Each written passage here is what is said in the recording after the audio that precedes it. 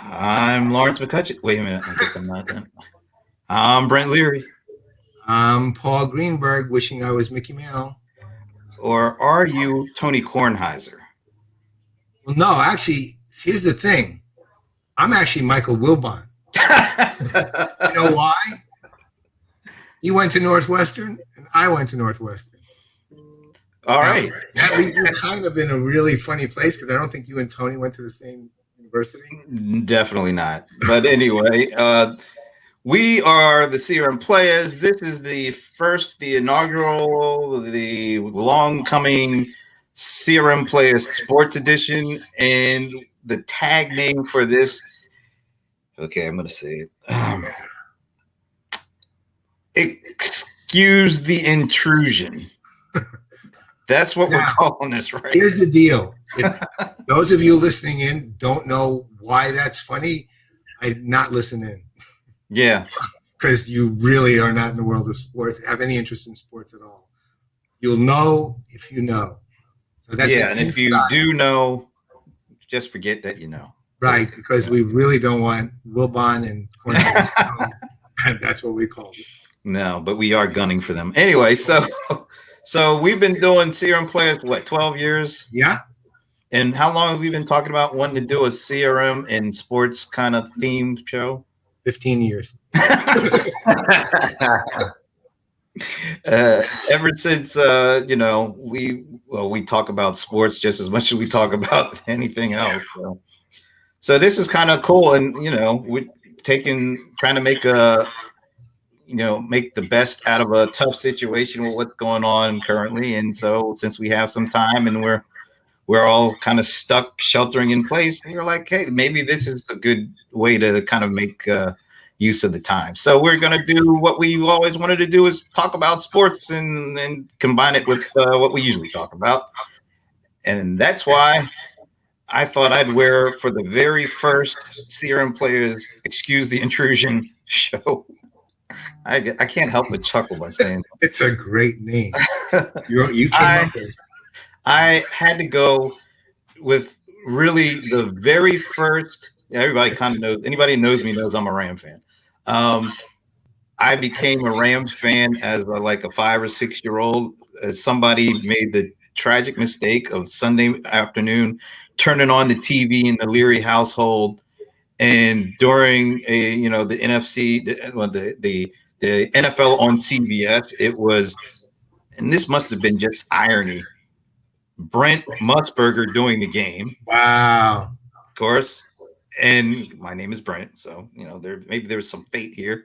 And he said, what he used to say as he began one of his telecasts: "You are looking live at," and it was always be whatever stadium you'd be at. So it just so happened to be, "You are looking live at the Los Angeles Memorial Coliseum, and the Los Angeles Rams are taking on the Dallas Cowboys." And I didn't know nothing about it at the time. But then they panned to, the actual players. And the first thing I saw were the helmets, this color with the Ram, the Rams horns on it. And I was like, I was just captivated from there.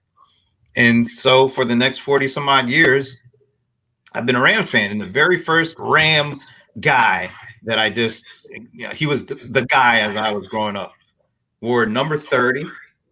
I know people are thinking, oh, Todd Gurley. No, Todd Gurley wasn't even a thought at this point.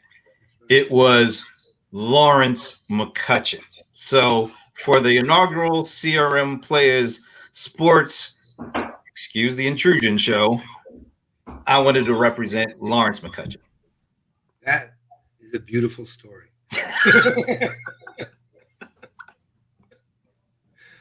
For me, it's really simple. I was born in New York. I'm a Yankees fan. That's what happens. It's like part of, in fact, you're not even allowed out of the womb until you've signed a pledge to be a Yankees fan when you're in New York. Right? So I wanted to write before you could actually leave the womb. Is that what you're saying? That's why New Yorkers are so. So, and it boils down to Mickey Mantle was my hero. I wanted to be Mickey Mantle. was pretty early on. I realized not only was I not going to be Mickey Mantle, I wasn't going to be a Yankee or a baseball player professionally. On the other hand, a very kind vendor many years ago gave me this. Now, this is, Yankees jersey. No.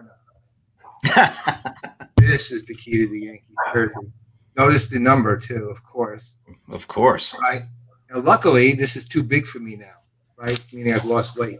And it hangs on a wall, actually. I just pulled it off a wall. But now, of course, we Yankees fans. Savages in the box.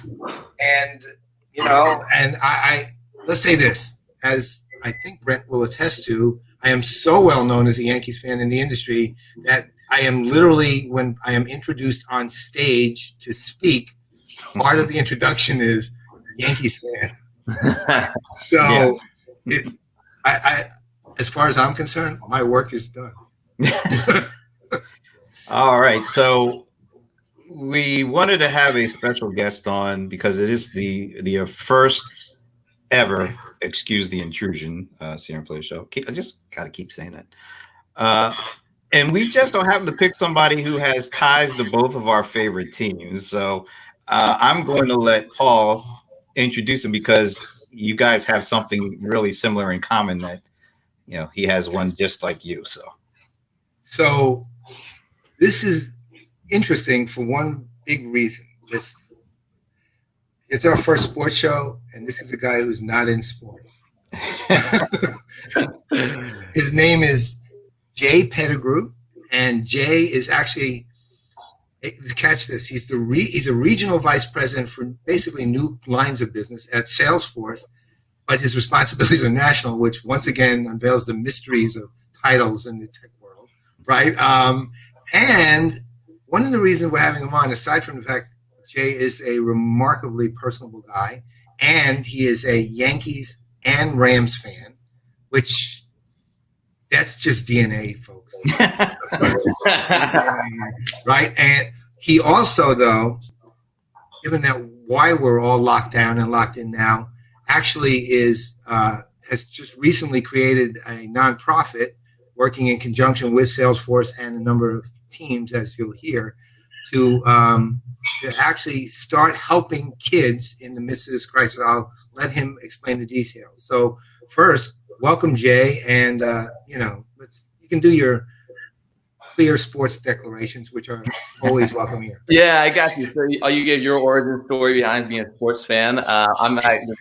People might wonder, why are you a Rams fan and a Yankees fan? It's a little bit of a strange thing. So I grew up in a small town in Northern California where we didn't have access to any sports television or anything like that. So I read the Sports Illustrated kids version. And the first article I ever read was about Derek Jeter. So I played shortstop growing up, and I just became obsessed. I read everything that came out about him. So similar to you, Paul, I've got the jersey with my name on it, but my number that I've got instead is the number 2. Nice. So there we go. Huge Jeter fan. I love everything about how he goes about his business and the person that he is behind the scenes as well. And then regarding the Rams, I worked pretty closely with them a couple of years ago on some more technology projects, and they were just awesome. The best people you could ever ask for. Got really close to the organization there. So that's my sports. Were you at Salesforce when you did that project? Yeah, exactly. So wow. Yeah, and I was fortunate to work with, I don't know if you know Jason Griffith. He was from there. He's just one of the nicest people in the world. So had a great time getting to work with him. And in my role at Salesforce, I just naturally worked with a number of sports teams. I won't go into details on a lot of them, but probably maybe a dozen sports teams that we've helped bring on board for a variety of solutions across the CRM space as well as the marketing side of things. So just naturally fell into it. I've been at Salesforce for 8 years, and so we run into the sports team from time to time. And it's been awesome. Well, one of the reasons you're here is when you and I first communicated, you started telling me the story of what you were doing. I guess it was tied to the Detroit sports team, if I remember. And now, so explain kind of the evolution of that whole thing, because I'll tell you what you're doing is actually very important. And hopefully at the end of this, you'll have a place where people can go to start talking, doing something to help. Yeah, absolutely. So what happened was, I think it was 2 weeks ago, maybe 2 or 3 weeks ago, guy on my team worked out of Detroit, and he works with a couple of the pro sports teams there in Detroit. And when this is when the schools are starting to shut down, and we realized, majority of the kids there didn't have access to the internet or access to laptops. And that's a problem in general. We live in America, and that, we would hope that's not the case. But that's exacerbated and highlighted by the fact that when schools are getting shut down and now they don't have access to learning because they can't go physically to the classrooms. That everyone is piling on to try to help out here. But the first priority is going to get food to kids who maybe relied on the school system for foods. And then the second priority was going to be on getting them devices. And then third, untouched piece or less focused on piece is getting them internet access. So guy on my team, his name is Tom, he ended up partnering with a few of those local sports teams there. They raised some funds. They found some decommissioned laptops. I found some MiFi devices, partnered with Verizon. We got some MiFi, Verizon data plans attached to it, and got some devices out to the first batch of students out there. But the issue was, that's one isolated area where a guy on my team identified a problem, partnered with a few people. It's how do you then look at, well, the whole of the United States, for the most part, is going down into school shutdown. California just announced, I think last night or 2 nights ago, that there's no more school in California for the rest of the year. We're here. That's what it is here in Virginia too. Yeah, and so it's like, besides the basic needs, like getting connections for people. Some of these are tough situations at home. If you think about the profile of someone who doesn't have access to the internet, getting them connected to their support system is also really important. If you start thinking about, they're sitting at home and, they have no connection to their friends, their teachers, the support systems that might be holding them together. So that's what inspired us to create a company called devicesforstudents.org. We also, my friend who I reached out to about this to work on with it, he works at Google. He's been there for 10 years. And so the whole thing was, we hear within our company, all these people want to help. But it's hard to figure out how do you actually help solve this problem? So we started to work out, by working with nonprofit companies, as well as, Best Buy, Verizon, et cetera, putting together, how can we package this all together so that way we can streamline getting funds to figuring out where the need is, and we solve everything between the terms of logistics. So I know why, let's say, Salesforce would get involved, certainly. One of the things that was not curious, but I'll call it interesting. I mean, I can understand it, but you said that some in the initial thing, the teams got involved. I mean, who were the teams and what was their kind of rationale? I mean, Salesforce, that's what you do, okay? But but it's not necessarily what the teams do. I would like to push back a little bit on that, just because I feel like these sports teams, they are the lifeblood of these communities.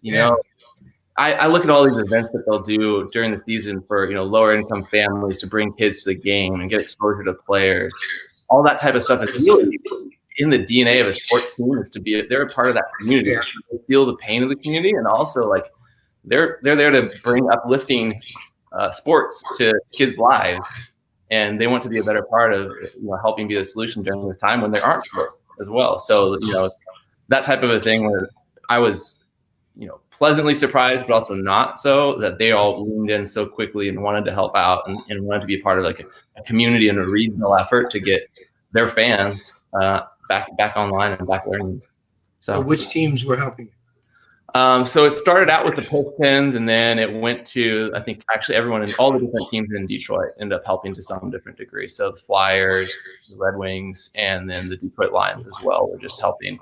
And it was in a variety of different ways, right? Whether it's to create a staging location for kids to get devices, donating some devices, donating some funds, those type of things. So it's just been awesome to see this encore of support. And the plan is eventually, once we have the complete marketing campaign built out, and some clarity around where federal funding comes in and where private funds can assist and augment what's going on with the stimulus package. The plan is to also have some of the players who have large reach to do some outreach on social media to help broadcast this message and help drive awareness and hopefully raise some money for good here. So, go ahead, Brad. I'm sorry. I was just going to ask, what's been the impact so far? So far we've been starting with, the people that it's hard to prioritize because everyone needs help, right? So we've been starting with seniors who don't have access. Our logistic there was, there's kids who are, depending on the school policies, might be at risk of not graduating. There's also some different things where in some school districts, because of fair learning no one gets to have access to full learning until everyone does. So if you look at some school districts where maybe 10% of the population doesn't have access to the internet or laptops, that's requiring that school district not to have as comprehensive of a learning program, because if they can't reach that learning program to every student, it's not fair. And so they're being restricted in terms of what they can teach. How do you, what's the strategy for approaching a district like that? You got to, let's go to the number you use, 10%, right? You get devices to the 10%, they fix the program, or what do you do? It's I've been talking to a lot of nonprofits about this who have a lot more experience than us in this, and it's an and. They keep saying it's an and solution. So it's getting awareness to the low income or internet services that are out there. So we work with a nonprofit called Human IT. They have a hotline that any family can call into, and they can assist with a concierge service. It's free. It has by grant power covered by the government, to help them figure out what's the best way to get free access to the internet. And then if it's not available through the traditional, that's where we then augment it and send them a MiFi device with the data plan that we're covering as part of our partnership with Verizon. So it's doing something like that. And then it's working at the school county level and the district level, usually with like the CIO of a different county or the superintendent, to figure out where's the need, where is it highest at, and then what is companies, or what is their current budget internally for being able to, because some of them do have better budgets for being able to go purchase devices on their own, laptops on their own, and get them out to them. Finally, it's systems. We also need to understand, what systems are they operating on, because some of these places are on Google Classroom, some of them are on Microsoft, and so we're making sure that we're providing devices and things that are compatible with that. And finally, we also sometimes in some of these lower district schools, it's also providing internet access to the teachers, because some of them might not have as secure of an internet source at home, and that's kind of limiting what they're able to do with an interaction with their students. So it's a lot of ands. So, okay, one other question on again, since sports show, I'll focus on the teams for a minute. Yeah. So I imagine in the course of that, like any other institution, on the player side, let's say, some of them step up, some of them don't, right? Just human behavior. So who's really stepped up? If you had to pick the top 3 individuals who have really stepped up from the teams, it doesn't have to be a player necessarily. It could even be back office. It doesn't matter. Who are they? I wish I had the names off the top of my head. I don't have them for you, and I don't want to leave anyone off here who is doing it. So I'm not sure I know. I would say that the Detroit Lions, though, specifically, were the ones that really helped the most with the different resources that they're bringing into table. And I know that their players are chomping at the bit to help in more ways. So we're kind of telling them to put the brakes on a little bit while we wait to figure out exactly where the federal stimulus package and these other moving parts come in, and we hope to have that resolved in the next week. But there's people there are players who are going to their team saying, like, how can we help? Like, we want to do more. We want to do more. And that's been the awesome thing to hear.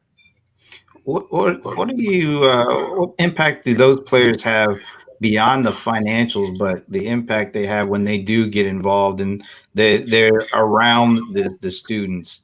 Because it seems to me like, we all know that the donations are really important and allow things to happen, but there's like an added set of motivation or inspiration when the kids actually see these stars that are, not only just writing the check, but being around them. It's always incredible to see, like on video, you see something like when Steph Curry shows up at something and the kids lose their minds. I mean, they're very into it. So what about that aspect? You really hit the nail on the head there. I mean, think about it. I know we didn't grow up in an era where we were engaging with our favorite athletes, the ones that we just talked about on social media, but that's where the kids all are nowadays, right? Yeah. So if we can have them making this a cool thing and talking about how important it is to get internet access and everything like that, for one thing, we're trying to get, we're creating flyers and all these different ways to try to push the message out of the resources that are available, but it's hard, like there's people who are isolated, but I bet you the majority of kids in there, they know how to see what their favorite players are talking about. Yeah. They might not get the flyer that's posted a couple blocks down the road, and if they don't have internet access, they have to get the email that we send out to them. But you probably have a cell phone somewhere there that they're on Instagram, and they're one of their favorite athletes is talking about how awesome it is that and how important it is, they're probably going to listen, you know? So, In the course of the crisis now, I've been watching a lot of scanning, actually, almost to the point of watching tons of videos, just seeing how people react and act, and a few things are really interesting. One is, I mean, this is not really a sports reference per se, but there's a lot of what I call Corona covers showing up, right? Which are basically people adapting famous classic rock hits and in the voices of the people who, doing imitations basically of like the Bee Gees.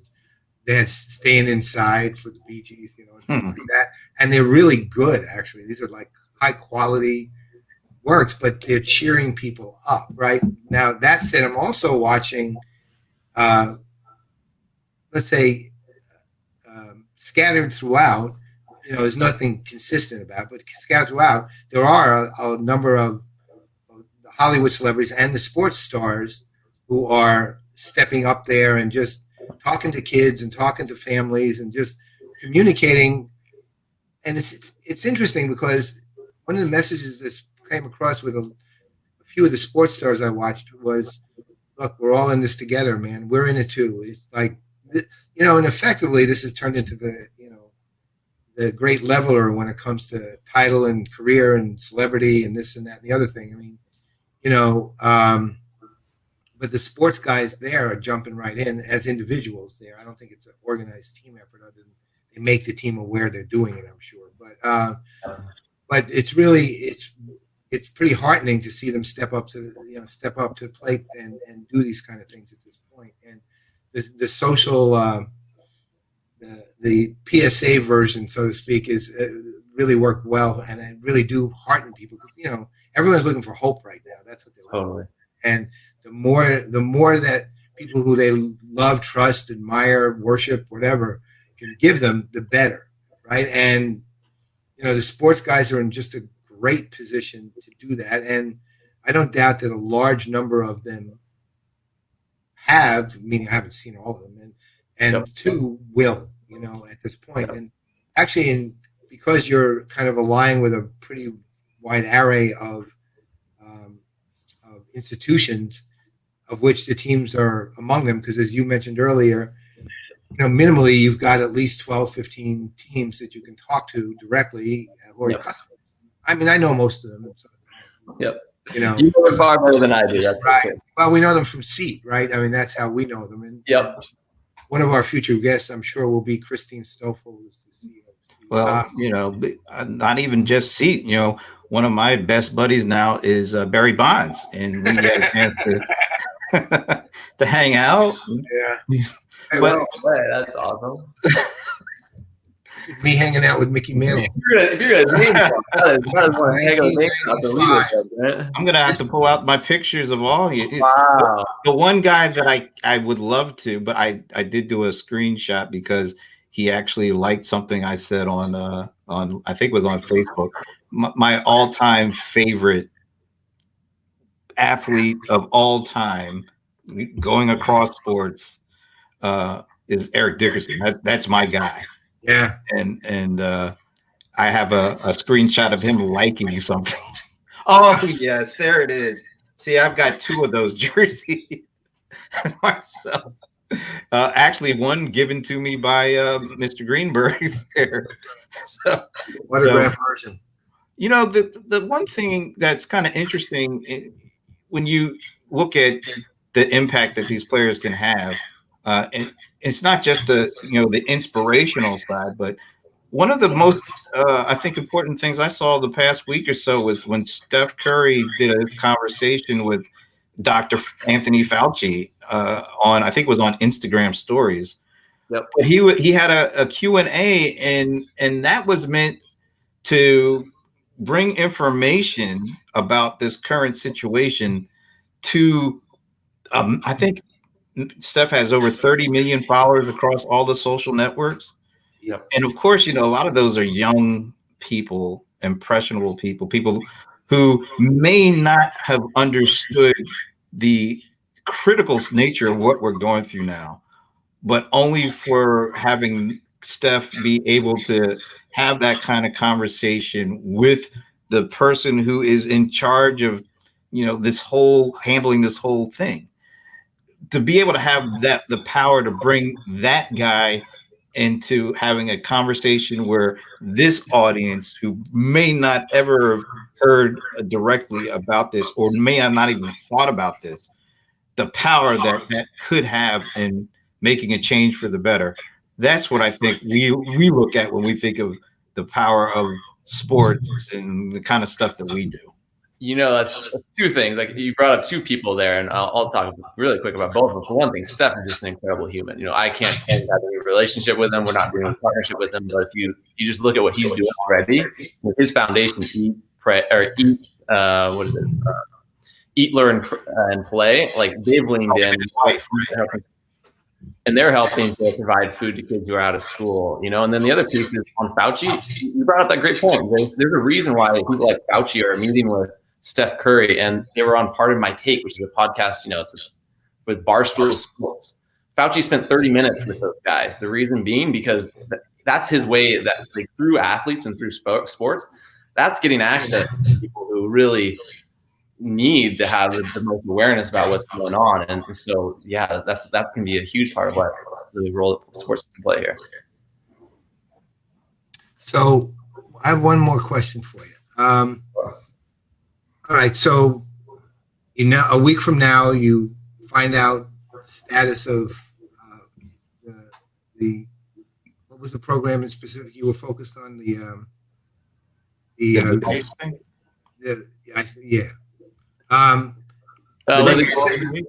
like federal and state funding that's coming.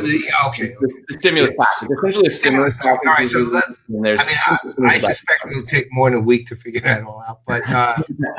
But that said, assuming that you figured out what you need to know with the stimulus package, so that indicates, okay, next level for you. What is the next level? What are you guys doing? So that's specific to Detroit. I think that we're doing things in other areas already. We're not waiting on that. We're identifying other schools that we need to help immediately. There's the county and where I'm from that we ship devices to already that we're going live with. There are places here in the Bay Area that we're going live with. We're not waiting for that to get figured out across the globe. Like, what we're doing right now is we're just trying to get in as many funds as we can, purchase as many devices as we can, because right now there is definitely some supply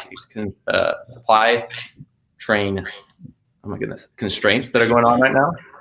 Because every company is also working from home, so they're buying up a lot of the laptops and the Wi-Fi devices to support their staff. So that's what we're focused on right now. We're everywhere we can go. We're grabbing these devices and then we're shipping them out as quickly as we can to different places as we can. Hey, I got a comment coming in from Twitter from our buddy Al McKeon, a notorious New England sports fan, by the way. Yeah, journalist. Al, you'll never be on this show just because of that. Yeah, that's the point. He says, now I'm already doing this, and you guys have already kind of, sported yours. He said, you should all wear the jerseys of your favorite teams next time out. You guys showed it. Yeah, Al, I'm not going to wear a jersey, but I have like 3 of these. As long as you've got your team sported in some form or fashion. The team will be covered. Except if it's the Patriots, Al. Sorry. Right. Yeah, but that'll never be covered because no one, no Patriot even interested or will ever be on this show. As nice a guy as Jay is, if he had come on here talking about, that. Let's just say that it would have been a considerably shorter interview. The inaugural episode would have lasted about 2 minutes. That's right. And then we would have gone to a pirate location and started pirate radio up and redone the show. So what are the next steps? I guess you're waiting to see what happens in the year. We're moving full steam ahead in a lot of other regions, actually. So we're gonna go do a pretty major press release, things along those lines, starting next week. I think on Tuesdays when a lot of things are gonna come out. We're raising funds right now. We're making those device purchases. If anyone wants to learn more about what we're doing, if you go to devicesforstudents.org, go check us out there. We're on Twitter, we're on Instagram, we're on LinkedIn. So wherever it is that you want to get your information, go give us a follow. We have newsletters that are going out with updates on the schools that we're providing devices to. If you're in the school district space too, and you have need, please reach out to us. We have a landing page on our website for doing that. And if there's anyone in the sports world who's watching who wants to get involved, reach out to me directly. You can reach me at j@devicesforstudents.org. You can reach me on LinkedIn. You can reach me on Twitter. In any of those places, love to have a conversation with you. We're not leaving our houses. We got a lot of free time between the 4 co-founders who are working on us and the volunteers that are helping us. So when we're not doing our day job, 100% what we're focused on, and we love to have a conversation with as many people as we can, and see anyone else who wants to help. So. Can people, aside from obviously money, can people donate the equipment they're not using anymore that still works? Yeah, great question. So we are doing that. The logistics behind that are a little bit tough because we got to make sure they wipe. Fortunately, we have an IT partner that is helping us wipe those devices and get them ready to be sent out. If there's people that work in the IT departments, though, for any organizations who have like leftover devices that are already wiped, that's been a huge way that we've been getting devices already, right? So like if they have 10, 20 devices sitting around that are old decommissioned devices, we'll take any and everything, and those that we know that they're wiped, we know that they're ready, and those can be sent out. So we again on our website, we have a form for both of those. You're absolutely right. Those are some great areas that people can help us. I actually think I have a couple of pretty high-end laptops that I don't use anymore. And we all have that sitting around, right? Like I know how to use it. If you think about that digital divide, we're all sitting here in the comfort of our homes, having a great conversation, and I think one of the things this is doing is exposing that there are some people. We're in a great position, privilege to help out some people who might not necessarily. Well, I was discussing this earlier with some people today, but we're all in the tech industry, and this transition to home was a lot easier for us than almost anyone else, right? Because we're already got technology up to wazoo in our houses, right? We've been conversant with how to use it. A lot of us have worked in that environment to begin with, since remote work has been a thing in the tech world, at least for a while. And so the transition, while still a lot of other difficulties, of course, and the fears around the virus itself, being an additional factor, but the ability to transition to something relatively easily and comfortably, especially compared to most of the world, creates, let's say, almost a false lens for us, right? This is because we're talking about, work's never going to be the same. Work like this has never been at all for most people.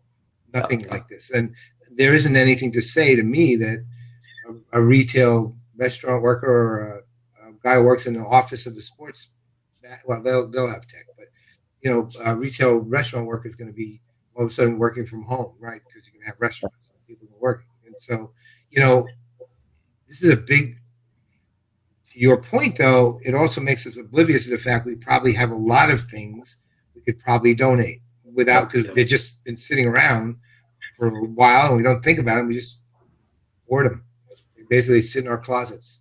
Yeah, totally. I just think that, crises like this, they actually bring opportunity. I think if one of the opportunities is it might shed light on some of this inequality in terms of, the digital divide that we have. And, if the end result of this, the nice thing is the internet that we're providing is a temporary fix. The devices are theirs to keep. So if we were able to use a crisis like this to rally around, like getting devices in the hands of people who don't have them, and the net result of that is they get to bring that device to college the next year that they graduate. Like, I know someone you should talk to. There's an international group called People Centered Internet. Oh yeah. Their whole idea is ubiquity of connectivity for the world, and it's tied to Vint Cerf, the creator of the whole thing, the actual guy who founded the internet, so to speak. And I mean, one of the principals is an old friend of ours, and I can talk to her about this, and they may be. We would love that. Didn't even think of it. This is cool, but I got to ask you one last extremely important question. Because this is one of these things. It's happening. It's happened. A lot of consternation. A lot of anguish. I need to know where you stand on the new Rams logo. Oh yeah, he's on our side. I gotta say, man, even though I don't like change. How about that? I'm not a big fan of change. We're a much more blunt show than that. Yeah, you're a part of Rams Nation because Nobody likes that new logo. Yeah. I'm not part of Rams Nation. And I said, my God, man, I don't want to even ever play. The one thing is, I'm a Giants fan, which of course is agony, but I don't even want to play the Rams. Not because I think we'll lose, but because I don't want to have anything to see. I don't never want to see that logo.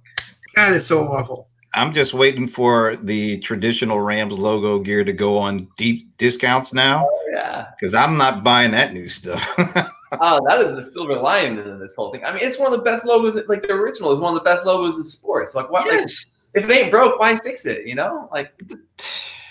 Well, this is a whole other conversation about that. Yeah, this is not even don't fix it, man. This is don't destroy the entire credibility of the Rams organization and the team, and demoralize everybody in the NFL. Seriously, like that's more like that. I mean, it is genuinely horrible, right? And I have no stake in that whatsoever, but it's horrible. I can't add a thing to that. So. No. And on that note, so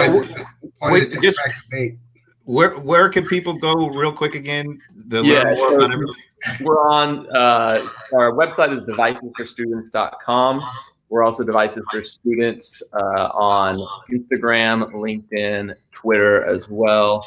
So anywhere that you find things, go to devicesforstudents.org. On Twitter, we are devices4, so just DIVICESFOR.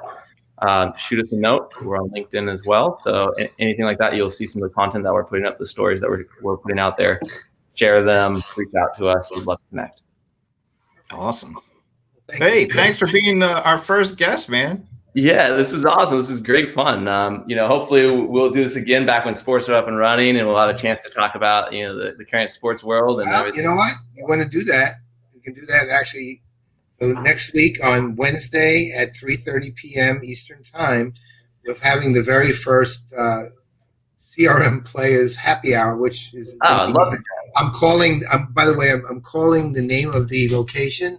I'm calling it. God damn, I can't think what I'm calling it. I had a great name, but it was the Playaz something Bar and Not Grill. All right, I gotta say, by the way, I'll leave you guys with one silver lining to this whole situation. Just think about how amazing sports are going to be when we're out of this. There's going to be every sport in the world is going to be going. If the NBA playoffs are going on at the same time as MLB, going to bump up against the NFL. We're going to just have this mecca of sports. NHL will get going again, and all condensed. Oh, it's going to be pretty wonderful. That's right. Well, we'll have to take our vacations at that point. Yeah. All right. Well, I guess this is wrapping up show number 1 of the CRM Playaz Sports Edition. I hope you were able to, excuse the intrusion. But that's it. I'm Brent Leary. I'm Paul Greenberg. Thanks for having me. We're out. 3 strikes.